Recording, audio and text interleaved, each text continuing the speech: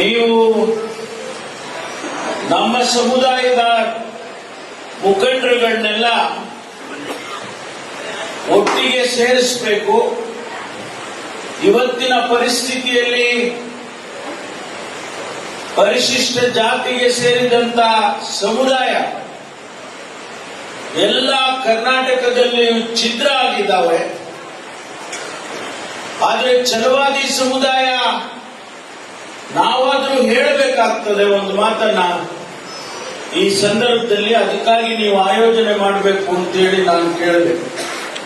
ಆಗ ಇಲ್ಲ ಅಣ್ಣ ನೀವು ಬಂದ್ಬಿಡಿ ಡಾಕ್ಟ್ರು, ನೀವು ಬನ್ನಿ ಅಂತ ಹೇಳಿ ಅವರು ನಮಗೆ ಪರ್ಮಿಷನ್ ಕೊಟ್ಟಿದ್ದಾರೆ. ಅದಕ್ಕಾಗಿ ಬಂದಿದ್ದೇವೆ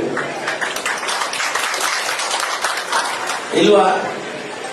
ಮತ್ತು ಎರಡನೇದು, ಈ ಸಂದರ್ಭದಲ್ಲಿ ನಮ್ಮ ಕರ್ತವ್ಯ ಮತ್ತು ಗೌರವ ಸನ್ಮಾನ್ಯ ದಿವಂಗತ ಬಸವಲಿಂಗಪ್ಪನವ್ರನ್ನ ನಾನಿವತ್ತು ನೆನೆಸ್ಕೊಳ್ಳೇಬೇಕು. ಇಡೀ ರಾಜ್ಯದಲ್ಲಿ ಹೆಸರು ಮಾಡೋದಲ್ಲ,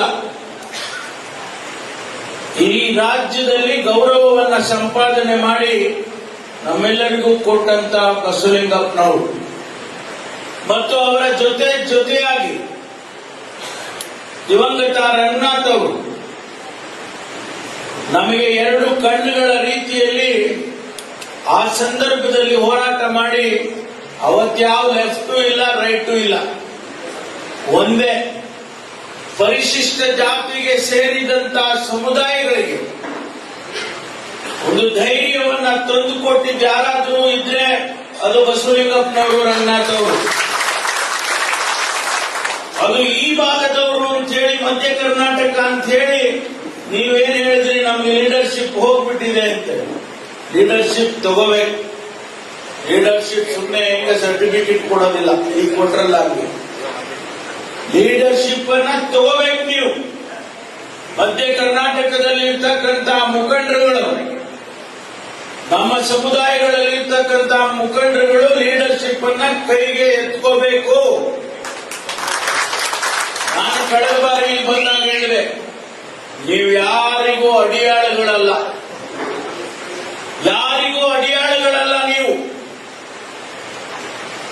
ಬಾಬಾ ಸಾಹೇಬ್ ಅಂಬೇಡ್ಕರ್ ಅವರು ಶಕ್ತಿಯನ್ನು ಕೊಟ್ಟಿದ್ದಾರೆ, ನಿಮಗೆ ಧೈರ್ಯ ಕೊಟ್ಟಿದ್ದಾರೆ, ಸ್ವಾಭಿಮಾನ ಕೊಟ್ಟಿದ್ದಾರೆ. ಆ ಸ್ವಾಭಿಮಾನದ ಸಂಕೇತವಾಗಿ ನೀವು ಲೀಡರ್ಶಿಪ್ ಅನ್ನ ತಗೊಳ್ಬೇಕು ಅಂತ ಹೇಳಿ ನಾನು ಕಳೆದ ಬಾರಿ ಬಂದಾಗ ಹೇಳಿದ್ದೇನೆ. ನಮ್ದು ಸಹಾಯ ಇದ್ದೇ ಇರುತ್ತೆ. ನಾನಾಗ್ಲಿ, ಡಾಕ್ಟರ್ ಮಹದೇವಪ್ಪನವರಾಗ್ಲಿ, ನಮ್ಮ ಶಾಸಕರುಗಳಲ್ಲಾಗ್ಲಿ, ಯಾವುದೇ ಸಂದರ್ಭದಲ್ಲಿ ನೀವು ನಮ್ಮನ್ನ ಕರೆದಾಗ ಬರೋದಕ್ಕೆ ನಾವು ತಯಾರಾಗಿದ್ದೀವಿ ಅಂತಕ್ಕಂಥ ಮಾತು ಹೇಳ್ತೇವೆ. ಹಾಗಾಗಿ ಇವತ್ತು ಡಾಕ್ಟರ್ ಮಹದೇವಪ್ಪನವರು ವಿವರವಾಗಿ ಹೇಳಿದ್ದಾರೆ. ಬಾಬಾ ಸಾಹೇಬ್ ಅಂಬೇಡ್ಕರ್ ಅವರ ನೀತಿ ನಿಯಮಗಳನ್ನ ಇಡೀ ಪ್ರಪಂಚ ಮೆಚ್ಚಿಕೊಂಡಿದೆ. ಸಮಾನತೆಯನ್ನ ಪ್ರತಿಪಾದಿಸಿದಂತ ಬಾಬಾ ಸಾಹೇಬ್ ಅಂಬೇಡ್ಕರ್ ಅವರನ್ನ ಪ್ರಪಂಚ ಗುರುತಿಸಿದೆ, ನಾವು ಗುರುತಿಸೋದಲ್ಲ. ಯಾರಿಗಾದ್ರೂ ಹೈಯೆಸ್ಟ್ ಪ್ರತಿಮೆಗಳು ಪ್ರಪಂಚದಲ್ಲಿ ಇಟ್ಟಿದ್ರೆ ಅದು ಬಾಬಾ ಸಾಹೇಬ್ ಅಂಬೇಡ್ಕರ್ ಅವರು. ಅದಕ್ಕಾಗಿ ಸುಮ್ಮನೆ ತಗೊಂಡೋಗಿ ಯಾರೋ ಒಬ್ಬರು ಪ್ರತಿಮೆ ಇಟ್ಬಿಡೋದಿಲ್ಲ. ಇವತ್ತು ಕೊಲಂಬಿಯಾ ವಿಶ್ವವಿದ್ಯಾನಿಲಯದಲ್ಲಿ ಅಂಬೇಡ್ಕರ್ ಚೇರ್ ಅನ್ನು ಸ್ಥಾಪನೆ ಮಾಡಿದ್ದಾರೆ. ವಿಶ್ವದ ಅನೇಕ ಜನ ಆರ್ಥಿಕ ತಜ್ಞರು ಅಲ್ಲಿ ಆ ಅಂಬೇಡ್ಕರ್ ಚೇರ್ ನಲ್ಲಿ ಆ ಕೇಂದ್ರದಲ್ಲಿ ಅಭ್ಯಾಸ ಮಾಡ್ತಾರೆ. ಕಿಂಗ್ಸ್ ಕಾಲೇಜಿನಲ್ಲಿ, ಲಂಡನ್ ನಲ್ಲಿ ವ್ಯಾಸಂಗ ಮಾಡುವಂತಹ ಸಂದರ್ಭದಲ್ಲಿ ಇವತ್ತು ಕೂಡ ಬಾಬಾ ಸಾಹೇಬ್ ಅಂಬೇಡ್ಕರ್ ಅವರನ್ನ ನೆನೆಸಿಕೊಳ್ತಕ್ಕಂಥ ಜನಗಳಿದ್ದಾರೆ. ಬಾಬಾ ಸಾಹೇಬ್ ಅಂಬೇಡ್ಕರ್ ವಿಷಯವನ್ನ ಯಾರಾದರೂ ಬಹಳ ಸ್ವಾರಸ್ಯವಾಗಿ ಮಾತನಾಡೋರಿದ್ದಾರೆ ಅಂದ್ರೆ ಅದು ಡಾಕ್ಟರ್ ಮಹದೇವಪ್ಪನವರು. ಅವರು ಹೇಳಿದರು, ಈ ದೇಶದಲ್ಲಿ ವಿವಿಧ ಪದರಗಳನ್ನು ಸೃಷ್ಟಿ ಮಾಡಿ ಹೋಗಿದ್ದಾರೆ.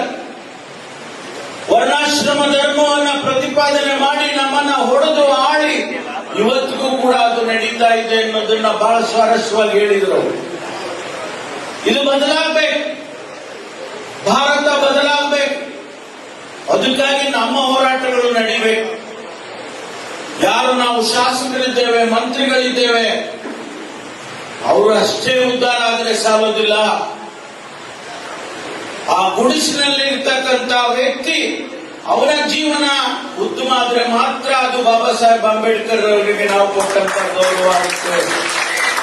ಅದಕ್ಕಾಗಿ ಇವತ್ತು ನಾನು ಹೆಚ್ಚು ವಿವರವಾಗಿ ಬೇರೆ ಬೇರೆ ವಿಷಯಗಳನ್ನ ಮಾತನಾಡೋದಕ್ಕೆ ಹೋಗೋದಿಲ್ಲ. ಸಮಯನೂ ಆಗಿದೆ, ನಮಗೆ ಬೇರೆ ಕಾರ್ಯಕ್ರಮಗಳು ಇದ್ದಾವೆ. ಆದರೆ ಒಂದು ಮಾತನ್ನ ಹೇಳೋದಕ್ಕೆ ಬಯಸ್ತೇನೆ. ನಾನಾಗ್ಲಿ, ಡಾಕ್ಟರ್ ಮಾದೇವಪ್ಪನವರಾಗ್ಲಿ, ಪ್ರಿಯಾಂಕ್ ಖರ್ಗೆ ಅವರಾಗ್ಲಿ, ನಾವೇನು ಮಂತ್ರಿಗಳಾಗಿದ್ದೇವೆ, ನಮ್ಮ ಸಮುದಾಯದ ಸ್ವಾಭಿಮಾನಕ್ಕೆ ಯಾವ ತ್ಯಾಗಕ್ಕೂ ಸಿದ್ಧ ಇದ್ದೇವೆ ಎನ್ನುವುದನ್ನ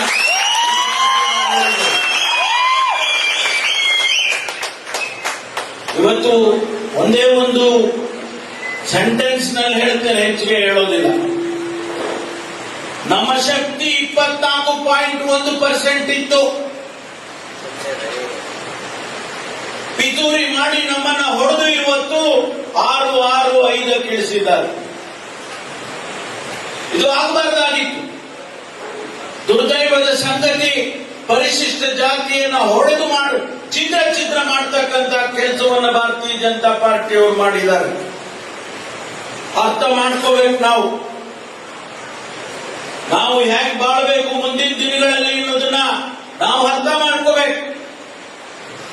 ಅದಕ್ಕಾಗಿ ಇವತ್ತು ನಾನು ತಮ್ಮಲ್ಲಿ ಛಲವಾದಿ ಸಮುದಾಯದವರನ್ನ ಕೇಳೋದಕ್ಕೆ ಬಂದಿದ್ದೇನೆ. ನೀವು ಒಗ್ಗಟ್ಟಾಗಿರ್ಬೇಕು. ಯಾರೋ ಬಂದು ಹೇಳ್ಬೋದು ನಿಮಗೆ, ಆದ್ರೆ ಯಾರ ಮಾತನ್ನು ಕೂಡ ನೀವು ಕೂಡದು ನಮ್ಮ ಸಮುದಾಯ ಒಗ್ಗಟ್ಟಾಗಿ ಇರಲೇಬೇಕು ಅನ್ನುವಂತ ಮಾತನ್ನ ಹೇಳೋದಕ್ಕೆ ಬರ್ತೇನೆ. ಬಾಬಾ ಸಾಹೇಬ್ ಅಂಬೇಡ್ಕರ್ ಅವರಿಗೆ ಅವಮಾನ ಮಾಡಿದ್ರೆ ಸಹಿಸ್ತೀರಾ? ನೀವು ಸಹಿಸ್ತೀರೇನ್ರಿ? ಆ ಕಿಚ್ಚು ನಿಮ್ಮಲ್ಲಿ ಪ್ರತಿಯೊಬ್ಬರಿಗೂ ಬರಬೇಕು. ಇವತ್ತು ಮಾನ್ಯ ಶಿವಶಂಕರಪ್ಪನವರು ಈ ಭಾಗಕ್ಕೆ ಮಾಡಿರ್ತಕ್ಕಂಥ ಕೆಲಸ, ಸೇವೆ, ಇವತ್ತು ಅವರು ನಮ್ಮನ್ನ ಅಗಲಿ ಹೋಗಿದ್ದಾರೆ. ಅವರು ವಯಸ್ಸಾಯಿತು, ಅವರು ಭಗವಂತ ಅವರಿಗೆ ಅಷ್ಟೇ ಆಯಸ್ಸು ಅಂತ ಹೇಳಿ ಕರ್ಕೊಂಡ. ಆದರೆ ಇವತ್ತು ನಾವು ನಮ್ಮ ಹೈಕಮಾಂಡ್ ಅವರು ಅವರ ಕುಟುಂಬವನ್ನ ಗುರುತಿಸಿ ಆ ಸಮರ್ಥನಿಗೆ ಟಿಕೆಟ್ ಅನ್ನ ಕೊಟ್ಟಿದ್ದಾರೆ. ನಮ್ಮ ಕರ್ತವ್ಯ ಏನು? ಕಾಂಗ್ರೆಸ್ ಅನ್ನು ಗೆಲ್ಲಿಸಿಕೊಳ್ಬೇಕಾದಂಥದ್ದು ನಮ್ಮ ಕರ್ತವ್ಯ. ಪರಿಶಿಷ್ಟ ಜಾತಿಯ ಜನ ಕಾಂಗ್ರೆಸ್ಸಿನ ವಿರುದ್ಧವಾಗಿ ಮಾತನಾಡಿದ್ರು ಕೂಡ ಅದು ಅವರಿಗೆ ಒಳ್ಳೆಯದಲ್ಲ.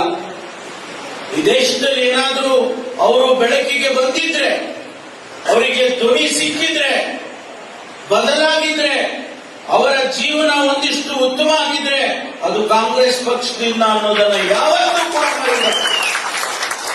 ಈಗ ಬಂದವರು ನಾಟಕ ಆಡೋದು, ಭಾರತೀಯ ಜನತಾ ಪಾರ್ಟಿಯವರು ಈಗ ಬಂದಿದ್ದಾರೆ ನಾಟಕ ಆಡೋದಕ್ಕೆ. ಯಾವ ಮಹತ್ವದ ಕೆಲಸ ಮಾಡಿಕೊಟ್ಟಿದ್ದಾರೆ ನಮ್ಗೆ ಅಂತ ಹೇಳಿ ನೋಡೋಣ. ಅದೇಬ್ರು ಹೇಳಿದ್ರು, ಯಾವ ಕಾರ್ಯಕ್ರಮ ಕೊಟ್ಟಿದ್ದಾರೆ?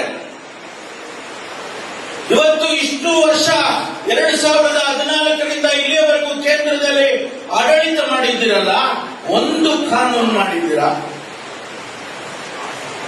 ನಿಮಗೆ ತಾಕತ್ತಿದ್ರೆ ಈ ದೇಶದಲ್ಲಿ ಜಾತೀಯತೆ ನಿರ್ಮೂಲನೆ ಮಾಡ್ತೇವೆ ಅಂತ ಒಂದು ಸ್ಟೇಟ್ಮೆಂಟ್ ಕೊಡಬೇಕಾಗಿತ್ತು. ನಿಮಗೆ ಬೇರೆ ಬೇರೆದಕ್ಕೆ ದುಡ್ಡಿದೆ, ಬೇರೆ ಬೇರೆ ಕಾರ್ಯಕ್ರಮ ಘೋಷಣೆ ಮಾಡೋದಕ್ಕೆ ನಿಮಗೆ ಶಕ್ತಿ ಇದೆ. ಆದ್ರೆ ಈ ದೇಶದಲ್ಲಿ ಜಾತೀಯತೆ ದೇಶವನ್ನ ತಿಂತಾ ಇದೆ, ಇದು ಇರಬಾರ್ದು ನಾವು ಅಂತ ಹೇಳಿ ನೀವು ಘೋಷಣೆ ಮಾಡಿದ್ರ ಮಾಡಕ್ ಸಾಧ್ಯ ಇಲ್ವಾ? ಈ ದೇಶದಲ್ಲಿ ಬಡತನ ನಿರ್ಮೂಲನೆ ಮಾಡಬೇಕು, ಈ ದೇಶದಲ್ಲಿ ಜಾತೀಯತೆ ಹೋಗ್ಬೇಕು. ಈ ಎರಡು ಆದ್ರೆ ಮಾತ್ರ ಈ ದೇಶ ಉದ್ಧಾರ ಆಗ್ಬೇಕು. ಅದಕ್ಕಾಗಿ ನಿಮ್ಮಲ್ಲಿ ಯಾವುದು ರೋಡ್ ಮ್ಯಾಪೇ ಇಲ್ವಲ್ರಿ. ಇವತ್ತು ಯಾವ ಮುಖ ಇಟ್ಕೊಂಡು ಬಂದು ಮತ ಕೇಳ್ತೀರಿ? ಆ ಬಡವರಿಗೆ ಏನ್ ಕಾರ್ಯಕ್ರಮ ಮಾಡ್ತೀರಿ? ಕೊಟ್ಟಿದ್ರಿ ನೀವು ಅಧಿಕಾರದಲ್ಲಿದ್ದಾಗ. ನಾವು ಗುರುತಿಸು ನಮ್ ಗ್ಯಾರಂಟಿ ಕಾರ್ಯಕ್ರಮ ಬಡತನ ನಿರ್ಮೂಲನೆ ಮಾಡುವಂತ ಕಾರ್ಯಕ್ರಮ, ಅವರ ಆರ್ಥಿಕ ಶಕ್ತಿಯನ್ನು ಹೆಚ್ಚು ಮಾಡಬೇಕು ಅಂತೇಳಿ ನಾವು ಕೊಟ್ಟಿರ್ತಕ್ಕಂಥ ಕಾರ್ಯಕ್ರಮ. ಹೇಳಿದ್ರು. ನಾವು ಬಹಳ ಚರ್ಚೆ ಮಾಡಿದ್ವಿ. ನನ್ನನ್ನು ನಮ್ಮ ಪಕ್ಷದವರು ಪ್ರಣಾಳಿಕೆ ಬರೆಯೋದಕ್ಕೆ ಅವಕಾಶ ಕೊಟ್ಟರು. ಸಿದ್ದರಾಮಯ್ಯನವರು, ಶಿವಕುಮಾರ್ ಅವರು, ನಮ್ಮ ಅಖಿಲ ಭಾರತ ಕಾಂಗ್ರೆಸ್ ಪದವಿ ಅಧ್ಯಕ್ಷರು ಖರ್ಗೆ ಅವರು. ಆ ಸಂದರ್ಭದಲ್ಲಿ ನಾವೆಲ್ಲ ಚರ್ಚೆ ಮಾಡಿ ಯಾವ ಕಾರ್ಯಕ್ರಮ ಕೊಟ್ರೆ ಅದು ಬಡವರಿಗೆ ತಲುಪುತ್ತೆ, ಬರೇ ನಮ್ಗೆ ಓಟ್ ಹಾಕುತ್ತೆ ಅನ್ನೋ ಕಾರ್ಯಕ್ರಮ ಅಲ್ಲ ಅದು. ಆ ಬಡವರಿಗೆ ಬಜೆಟ್ ನಲ್ಲಿ ಸಿದ್ದರಾಮಯ್ಯನವರು 52,000 ಕೋಟಿ ರೂಪಾಯಿನ ಈ ಕಾರ್ಯಕ್ರಮಕ್ಕೆ ತೆಗೆದಿರ್ತಾರೆ ಅಂತ ಹೇಳಿದ್ರೆ ಅದು ಸಾಮಾನ್ಯನ? ಅದು ಅದೇ ಬರೀ ಓಟ್ ಹಾಕ್ಸ್ಕೊಳ್ಳೋಕೆನ? ಓಟಿಗ್ಲಿ ಅದು ಒಂದು ಕಡೆ ಇರಬಹುದು, ಆದ್ರೆ ಅವರ ಆರ್ಥಿಕ ಶಕ್ತಿಯನ್ನ ಉತ್ತಮ ಮಾಡುವಂತ ಕಾರ್ಯಕ್ರಮವನ್ನ ಈಗ ಟೀಕೆ ಮಾಡ್ತಿದ್ರಲ್ಲ. ಈಗ ಯಾಕಪ್ಪ ನೀವು ಬೇರೆ ಬೇರೆ ರಾಜ್ಯದಲ್ಲಿ ಕೊಡ್ತಾ ಇದ್ದೀರಾ? ನಿಮ್ಮ ಪ್ರತಿಯೊಂದು ಎಲೆಕ್ಷನ್ ಅಲ್ಲೂ ಕೂಡ ಇವತ್ತು ಎಲ್ಲ ರಾಜ್ಯದಲ್ಲೂ 17 ಬರ್ತಾ ಇದ್ದೀರಾ. ಬಿಹಾರದಲ್ಲಿ ಅವ್ರು ಹೇಳಿದಾಗ ನಾವು ಹೋಗಿದ್ದು, ಬಿಹಾರಕ್ಕೆ ನಾವೆಲ್ಲ ಹೋಗಿದ್ವಿ. 6 ತಿಂಗಳ ಮುಂಚೆನೆ 10,000 ಕೋಟಿ ಅವರು 10,000 ರೂಪಾಯಿನ ಅವರ ಅಕೌಂಟ್ಗೆ ಹಾಕ್ಬಿಟ್ರು. ನೀವ್ ಯಾಕೆ ಮಾಡಿದ್ರಿ? ಹಾಗಾದ್ರೆ ನೀವೇನು ಮತಕ್ಕೋಸ್ಕರ ಹಾಕ್ಲಿಲ್ವಾ ನೀವು? ಆದ್ರಿಂದ ಸ್ನೇಹಿತರೆ, ಇಷ್ಟೇ ನಾನು ಹೇಳ್ತೀನಿ, ಪ್ರತಿಯೊಬ್ಬ ಛಲವಾದಿ ಅಣ್ಣತಮ್ಮ ನಿಮ್ಮ ಮನೆಗಳಿಗೆ ಹೋಗಿ, ಅವ್ರು ಹೇಳಿದ್ರು ನಮ್ಮ ಸಂಪತ್ತು ಪಂಚ್ ಮಾಡಬೇಕು, ಆಮೇಲೆ ಯಾರ್ಯಾರ ಪಂಚ್ ಮಾಡಿಬಿಟ್ಟಿರ. ನೀವು ಪ್ರತಿಯೊಂದು ಮನೆಗೆ ಹೋಗಿ ಮನವೊಲಿಸಿ ಅವರಿಗೆ ಕಾಂಗ್ರೆಸ್ ಪಕ್ಷಕ್ಕೆ ಸಮರ್ಥನೆಗೆ ವೋಟ್ ಹಾಕ್ಲೇಬೇಕು ಅಂತ ಹೇಳಿ ನೀವು ಹಾಕಿಸ್ಬೇಕಾಗ್ತದ ಕೆಲಸ ನಿಮಗಾಗಬೇಕು ಅಂತಕ್ಕಂಥ ಮಾತನ್ನ ನಾನು ಈ ಸಂದರ್ಭದಲ್ಲಿ ಹೇಳ್ತೇನೆ. ಯಾಕೆಂದ್ರೆ ನನಗೆ ವಿಶ್ವಾಸ ಇದೆ, ನಂಬಿಕೆ ಇದೆ, 100ಕ್ಕೆ 100 ಸಮರ್ಥ ಗೆದ್ದಿದ್ದಾನೆ ಅಂತೇಳಿ ನನಗೆ ವಿಶ್ವಾಸ ಇದೆ. ಆದ್ರೆ ನಿಮ್ಮ ಪಾಲೇನು? ನಿಮ್ಮದು ಪಾಲಿರ್ಬೇಕಲ್ಲ ಅಲ್ಲಿ. ಅದಕ್ಕಾಗಿ ನಾವು ಇವತ್ತು ಇಲ್ಲಿ ಬಂದಿದ್ದೇವೆ. ತಾವೆಲ್ಲರೂ ಕೂಡ ಇವತ್ತೇನು ಇಲ್ಲಿ ಸೇರಿ ನಾವು ಬರೀ ದಾವಣಗೆರೆ ಬಂದ್ರಪ್ಪ ಅಂತ ನಾವು ಹೇಳಿದ್ರೆ, ನೀವು ಬಳ್ಳಾರಿಯವ್ರನ್ನು ಕರ್ಕೊಂಡ್ ಬಂದಿದ್ದೀರಾ, ಕೊಪ್ಪಳದವ್ರನ್ನು ಬಂದಿದ್ದಾರೆ, ಚಾಮರಾಜನಗರದವರು ಬಂದವ್ರೆ, ತುಮಕೂರಿನವರು ಬಂದವ್ರೆ, ಅಡಿಬನಹಳ್ಳಿಯವರು ಬಂದವ್ರು. ಸಂತೋಷ, ನೀವೆಲ್ಲ ಬಂದಿರ್ತಕ್ಕಂಥ. ಮುಂದಿನ ದಿನಗಳಲ್ಲಿ ಈ ದಾವಣಗೆರೆಯಲ್ಲಿ ಒಂದು ಅತಿ ದೊಡ್ಡ ಕಾರ್ಯಕ್ರಮ, ಛಲವಾದಿ ಮಹಾ ಸಮ್ಮೇಳನ ಆಗಬೇಕು ಅಂತಕ್ಕ ಬಹುದಿನದ ನಿರೀಕ್ಷೆ ಇದೆ.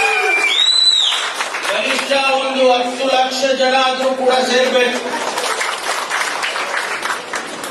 ಯಾಕೆ ಅಂತ ಹೇಳಿದ್ರೆ ಗೊತ್ತಾಗ್ಬೇಕ್ರಿ, ಇಷ್ಟು ಜನ ಇದಾರಪ್ಪ ಅಂತ ಗೊತ್ತಾಗಿಲ್ಲ. ಮೊನ್ನೆ ನೀವು ಬೆಂಗಳೂರಿನಲ್ಲಿ ಸೇರಿದ್ದಕ್ಕೆ ಸ್ವಲ್ಪ ಗೊತ್ತಾಯ್ತು, ಓಹೋ ಇವರು ಇಷ್ಟೊಂದು ಜನ ಇದಾರಪ್ಪ ಅಂತ. ಸ್ಯಾಂಪಲ್ ಅದಕ್ಕೋಸ್ಕರ ಮುಂದಿನ ದಿನಗಳಲ್ಲಿ ಆ ಕೆಲಸ ಮಾಡೋಣ. ಯಾಕೆಂದ್ರೆ ಇದರ ಅವಶ್ಯಕತೆ ಇದೆ, ರಾಜಕೀಯವಾಗಿ ಇದರ ಅವಶ್ಯಕತೆ ಇದೆ, ಮತ್ತು ಅಭಿವೃದ್ಧಿ ದೃಷ್ಟಿಯಿಂದನೂ ಕೂಡ ಇದರ ಅವಶ್ಯಕತೆ ಇದೆ. ಅದಕ್ಕಾಗಿ ಮುಂದಿನ ದಿನಗಳಲ್ಲಿ ಮಾಡೋಣ ಅಂತಕ್ಕಂಥ ಮಾತನ್ನ ಹೇಳಿ, ನನಗೆ ಸಂಪೂರ್ಣವಾದ ಭರವಸೆ ನಿಮ್ಮ ಮೇಲಿದೆ. ಎಲ್ಲ ನಮ್ಮ ಸಮುದಾಯದವರು, ಯಾಕೆಂದ್ರೆ ಸಮುದಾಯದವರೇ ಸೇರಿದ್ದಾರೆ ಅಂತೇಳಿ ಆ ಮಾತನ್ನು ಹೇಳ್ತೇನೆ. ನಾವು ಆಚೆ ಹೋದಾಗ ಎಲ್ಲ ಸಮುದಾಯನೂ ರಿಕ್ವೆಸ್ಟ್ ಮಾಡಿಕೊಳ್ತೇನೆ ಒಬ್ಬ ಪಕ್ಷದ ಮುಖಂಡನಾಗಿ. ಹಾಗಾಗಿ ಇವತ್ತು ತಾವುಗಳು ನಮಗೆಲ್ಲ ಗೌರವ ಬರಬೇಕು ಅನ್ನೋದಾದ್ರೆ ಒಂದು ಓಟ್ ಕೂಡ ಮಿಸ್ ಆಗಬಾರ್ದು, ಒಂದು ಓಟ್ ಮಿಸ್ ಆಗಬಾರ್ದು. ಅದನ್ನ ನೀವು ಸಮರ್ಥನೆಗೆ ಹಾಕುವುದರ ಮೂಲಕ ಅವನನ್ನ ಗೆಲ್ಲಿಸಿಕೊಡ್ಬೇಕು ಅಂತೇಳಿ ನಾನು ನಿಮ್ಮಲ್ಲಿ ಮನವಿ ಮಾಡಿಕೊಂಡು ತಮ್ಮೆಲ್ಲರಿಗೂ ಕೂಡ ನನ್ನ ಅಭಿನಂದನೆಗಳನ್ನ ಹೇಳಿ ನನ್ನ ಮಾತು ಮುಗಿಸ್ತೀನಿ. ಎಲ್ಲರಿಗೂ ನಮಸ್ಕಾರ.